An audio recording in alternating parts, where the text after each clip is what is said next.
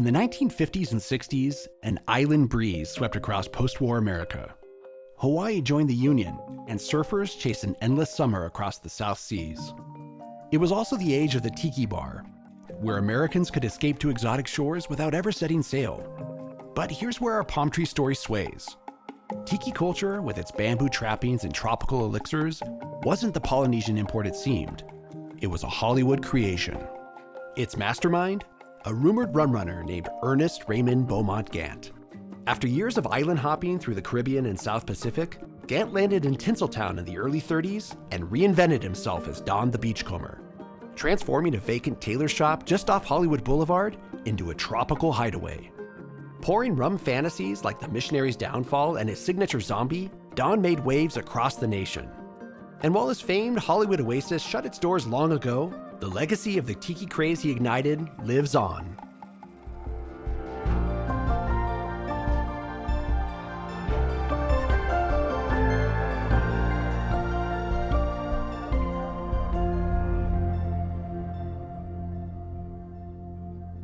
This program was made possible in part by a grant from Ann Ray Foundation, a Margaret A. Cargill Philanthropy, the Ralph M. Parsons Foundation, and the Los Angeles County Department of Arts and Culture and Creative Recovery, LA.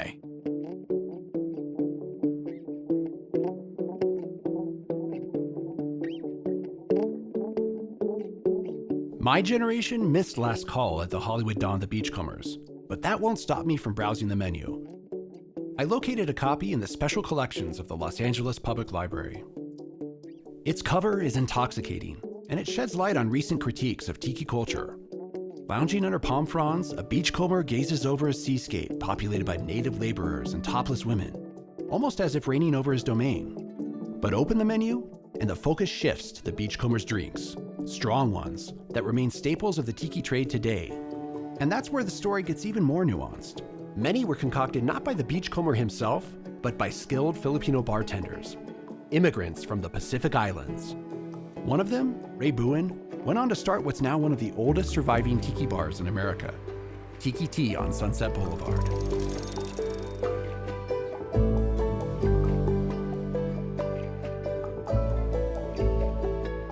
This is about as close as you can get to Don the Beachcombers in LA. I mean, there's a direct ancestral lineage running from Don the Beachcombers to Tiki Ti. Yep, pretty much so, yes. The bar is still owned and operated by Ray's son, Mike, who along with his own son, Mike Jr., keeps the torch of his father's legacy burning. My dad came to this country in 1930. His first job was at the Figaro Hotel downtown. He was a bellhop. And from there, he went to the Beverly Hills Hotel.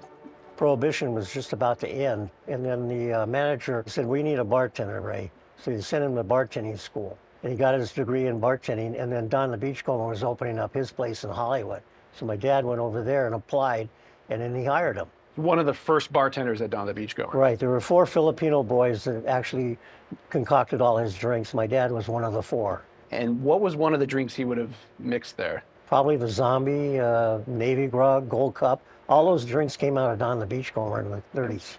We're gonna make a zombie right now. The zombie that they would do back then would have pineapple juice and lemon juice. We use orange and lime juice. Now, I was just looking at these menus over at the LA Public Library from Don the Beachcombers, and it said limit 2 per customer. It must have been a pretty strong drink. Well, yeah, but back in those days, they used a lot of different rums. You had 1, maybe 2, and that was it. And I've mixed drinks at home, but I've never been behind a bar. Sure. Okay. So now I saw you had lime juice. Am I right that this is lime? Yep. Okay. And you do this all sort of out of sight, down below the bar. Are there some secrets to this, or? I've heard a story about a coded recipe book. Oh, yeah. Yeah. There were certain recipes, the codes, like you had, say, a scorpion, you would have all your lime juice or whatever in a drink, but then you'd have to use mix number 2. Well, nobody knew what mix number 2 was, and it wouldn't be the drink without that. So it was coded, yeah. Pour it in. Passion fruit? Half ounce of passion fruit, yep. All right. Where did you learn to tend bar? I learned here. You learned here? Yeah, Okay. 25 years ago. Half ounce of simple syrup. Simple syrup. Just got behind the bar and started doing it. Okay. At one point, there were 3 generations. My dad was here, I was here, and my son. Wow. What was that like? It was crowded back here. Yeah. Just a dash of falernum. You can grab some bitters. Bitters. Okay. Ounce of orange juice.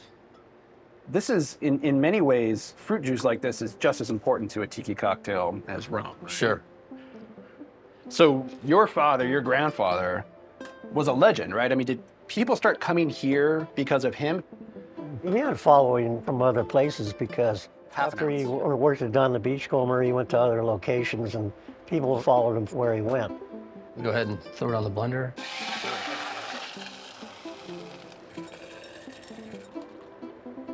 Float it with dark rum. That's a lot of rum, isn't it? Yes. Here's the garnish. And this is essentially one of Don the Beachcomber's signature drinks. Yeah. Looks good. It does look good, yeah.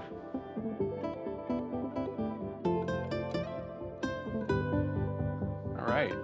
Let's see. I think this is the one Cheers. I made. Cheers. Yeah, Kula Cheers. Maluna. Right. Okay.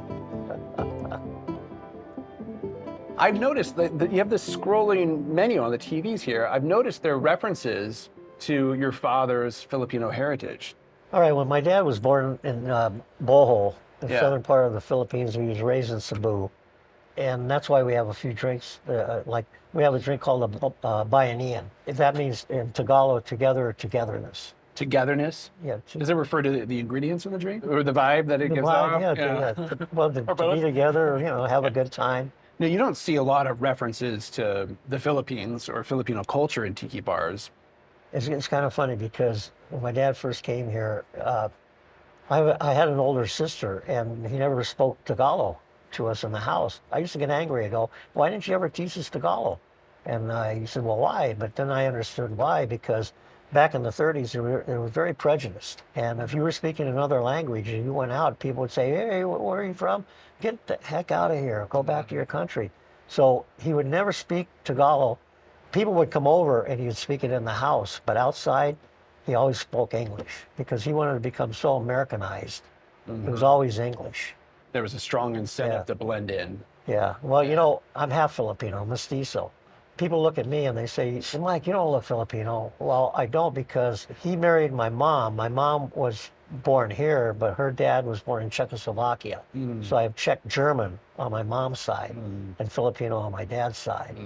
I'll never forget, my mom used to tell me these stories. They would go out dining and they would sit down and the waiter would come up and said, I'm sorry, we can't serve you. And she said, well, why? He said, because we don't serve mixed couples. I said, what do you mean? This is my husband. Yeah. Back in those days, very prejudiced. Filipinos don't get enough recognition when it comes to the world of tiki. Yeah. I think they should. You're honoring that in some of the drinks here? Sure. Now, when people ask, Yeah. I definitely tell them. It's an important part of the tiki story. Yeah. There's so much history wrapped up in this place. We are with the oldest tiki bar in LA with the original owners. 62 years now.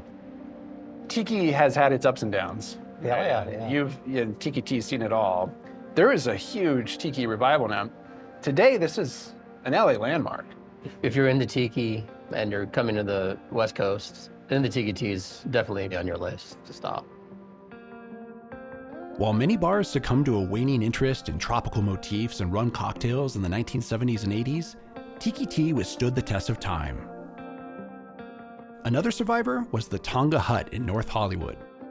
Founded at the height of the tiki craze in 1958, by the 90s it had seen better days, with bartenders struggling to whip up a classic Mai Tai. Yet today it stands rejuvenated. It's one of the great original tiki bars still in LA. Oldest surviving tiki bar in LA, right? I know, yeah. Actually, it beats Tiki Ti by like 3 years. I met up there with one of tiki culture's foremost chroniclers, Sven Kirsten. I come from the art scene. I'm a cinematographer by profession, so I'm a visualist. And that's what got me into tiki first, was the visuals. You still enjoy a good tiki drink. Yeah, but also good tiki mug. Right. Sven turned his sharp eye onto the visual lexicon of tiki, a design aesthetic embodied not just in bars and mugs, but in amusement parks, motels, even residential apartments.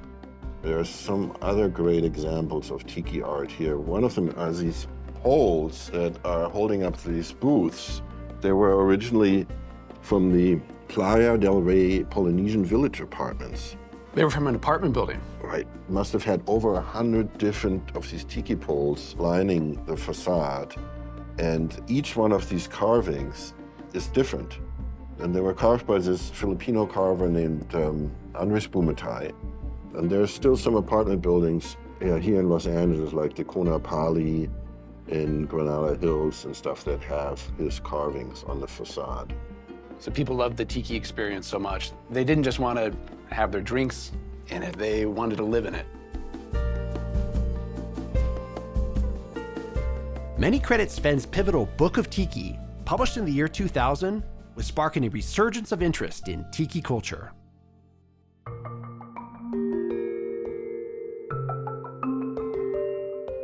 And he's not just an author, he's also an ardent collector. And he graciously invited me into his home to explore some of his prized possessions.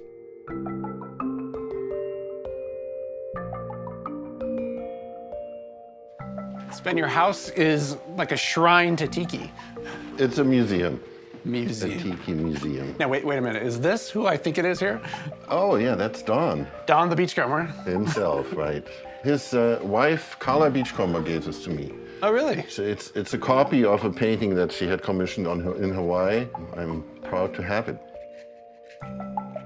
I'm gonna show you some of my menu collection. Yeah, please. So it all started with menus. Yeah, with graphic arts, you know. For example, the fonts alone. Yeah. The way they're built. Here you see like the interior of the place. Here's a map, the Pacific Islands. These menus had these amazing drink illustrations. I mean, look at the colors, just the color there. I mean, that's eye candy. It really is.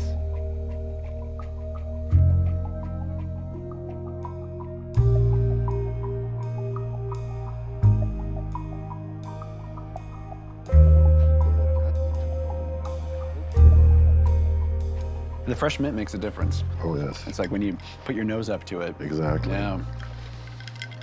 So what was it that made tiki such a craze in the 1950s? Hawaii was a dream destination in terms for vacations. And then when jet planes came around in the late 50s, it was easier to reach. But also the big event was a Hawaiian statehood in 1959. That's when all the developers came and started building not only the restaurants, but the apartment buildings and the hotels and the bowling alleys. And that was really Americans getting the feeling that, oh, this is just like in my backyard, so I can recreate it in my own backyard. And these backyard luau's were in fashion. It was, for a while, it was like the recreational lifestyle of a generation that generation of Americans. And Hawaiian statehood played that bigger role. I mean, why didn't we have like Alaskan theme bars? What was it about Hawaii? I don't know. To have icicle cocktails. Right. No, but there was also this opening to other cultures since World War II. So many Americans had become in contact with Pacific Rim cultures, that there was this openness and curiosity for those cultures, and it was a very naive but positive emotion, that was connected with it. The association between, tiki, though, or that movement, and returning service members from World War II, it's always tripped me up a little bit because the experience of service members in World War II was horrific usually, right? Yes, you have to differentiate. It was glossed over on the mainland. And the myth, the Polynesian pop myth, existed before World War II. So it was just continued in that vein. A lot of Americans died there. It was not all, hula girls and palm trees. But when they came back, this pop culture was sort of already existing. They themselves didn't want to talk about it and embellish the fun side of things. James Michener is the perfect example with, writing the Tales of South Pacific. He shared all these really interesting stories of encounters with these other cultures. But that all got sort of edited out in the musical. Bali High will whisper The song Bali High was on all over the radio and in every elevator. And then the movie was made, and it became this total kitsch fest. So there's World War II, but there's also Hollywood, and Hollywood played a big role in all this too. It's like a movie. I mean, that's how it started out. Don the Beachcomber was an advisor to South Sea Movies when he opened his bar in Hollywood. And consequently, all these film stars started going there. That was popularized in magazines and stuff, and so it made customers feel like they were in their own South Seas movie. Perhaps Don the Beachcomber himself will help you solve the mystery of the elusive chopsticks and convince you it's the only way fine Polynesian morsels should be eaten. It might be slow, but the night is long and no one's in a hurry.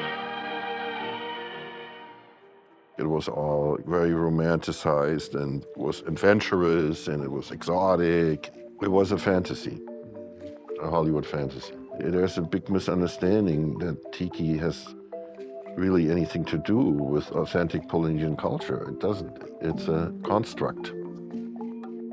Tiki bars may be the wrong place to look for authentic Polynesian culture, but a museum is one place to start.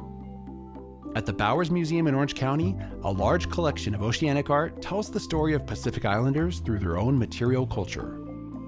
The word tiki itself refers to a deity or ancestral figure from Maori mythology.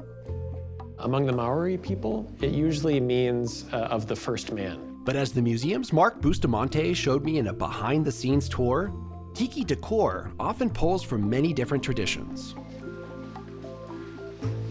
Okay, so what are these? These are two masks which will look like they represent tiki figure, but really aren't. They're from a different part of the oceanic sphere. These are both from Papua New Guinea, both from the Sepik area region, and they would kind of dress up men's houses. They're gable masks. So the large gables that kind of sit above the entrances of these men's houses, they would be right there greeting all who are entering them. But this would be considered like Melanesia, is that right? Yeah, this is Melanesia. So if you think about the way in which the Pacific Ocean was peopled, Melanesia was kind of a first stopping point. And then Polynesians kept going island hopping outwards from there. Quite a ways, too. I mean, the Polynesian Triangle is massive. It goes from, the subantarctic all the way up to almost the Tropic of Cancer. Something like 12 million square miles of seawater. It's a very big area. So then this is where the migrations started then? Yeah, and you can see some references in Polynesian art to, Melanesian art.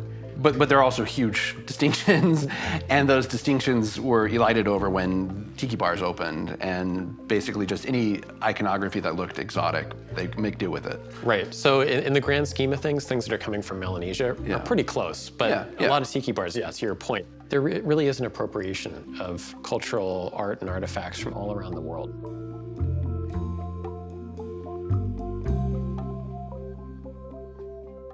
Let's head back here, take a look at some of these objects. Oh, wow. Yeah. So what's this here? So these are some pieces here that we pulled out because these are the kinds of things that you really could just take right off the wall of a tiki bar. Yeah, but totally. When you look at this isn't Polynesian, right? This isn't even oceanic. This is an African mask that we're looking at. From Africa? Yes. Completely different part of the world. Completely different part of the world. Yeah, it's from the Democratic Republic of the Congo.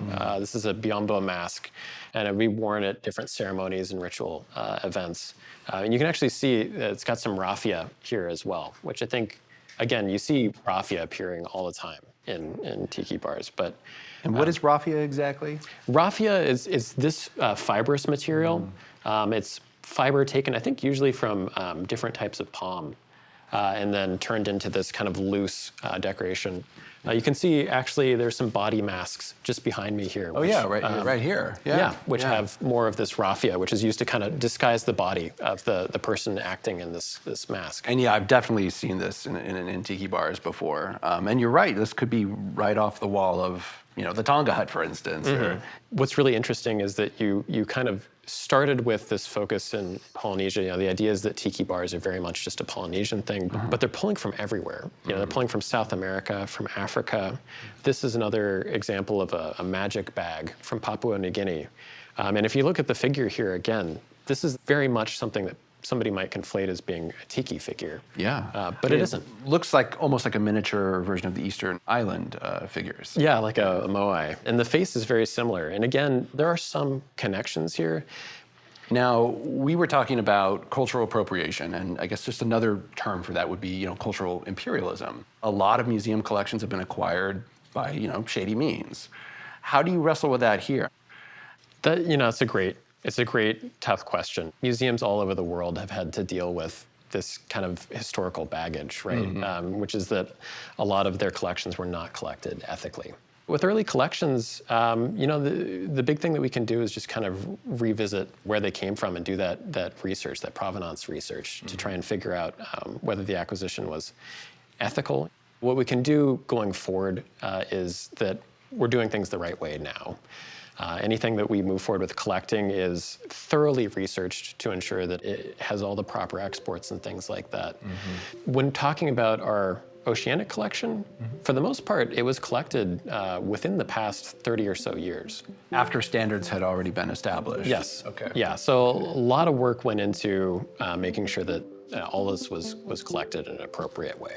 We're always trying to do things better, because what we're doing is so important. We're sharing the cultural heritage of the whole of human history.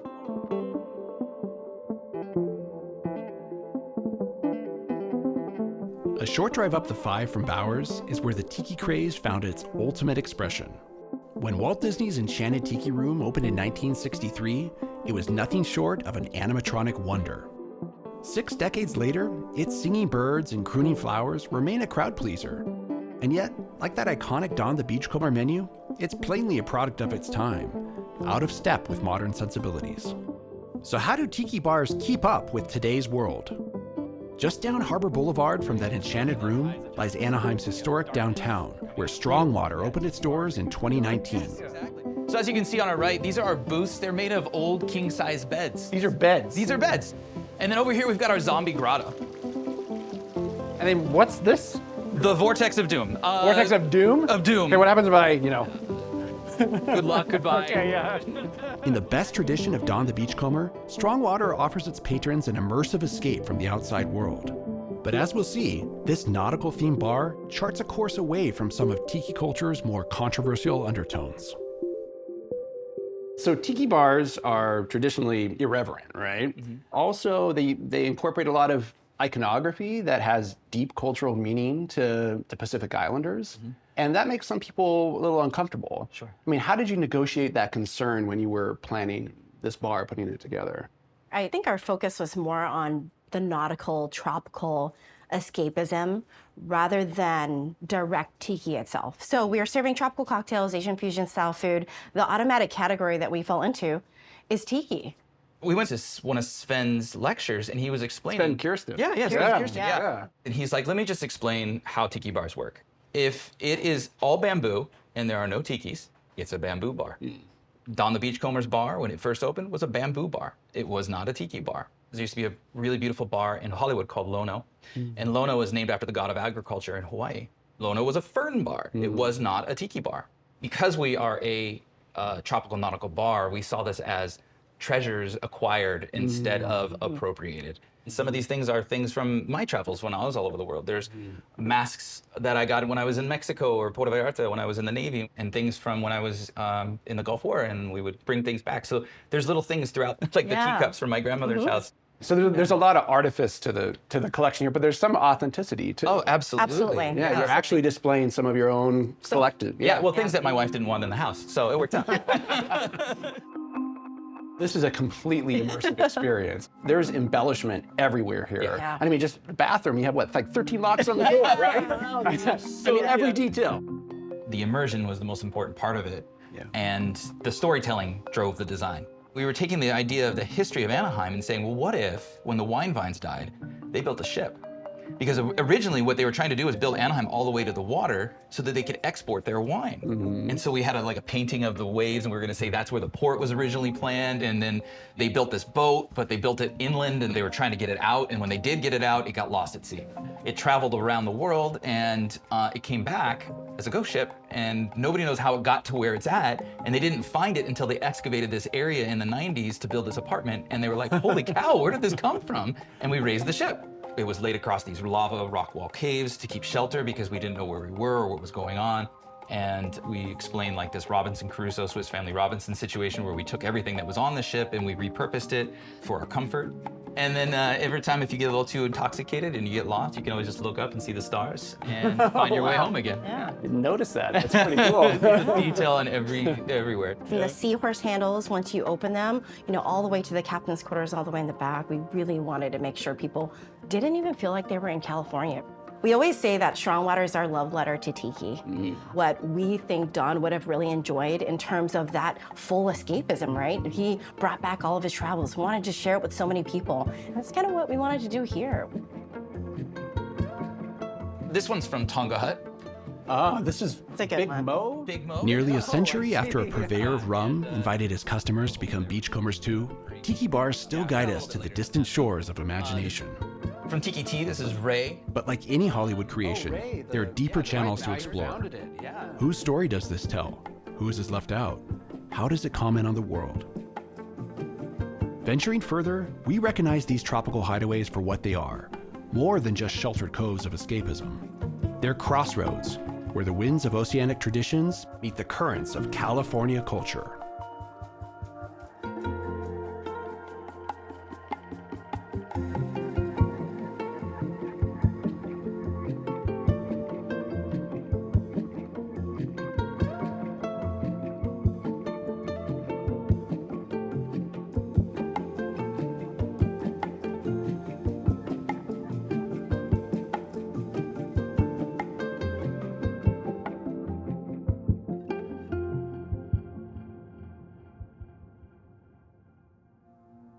This program was made possible in part by a grant from Ann Ray Foundation, a Margaret A. Cargill philanthropy, the Ralph M. Parsons Foundation, and the Los Angeles County Department of Arts and Culture and Creative Recovery, LA.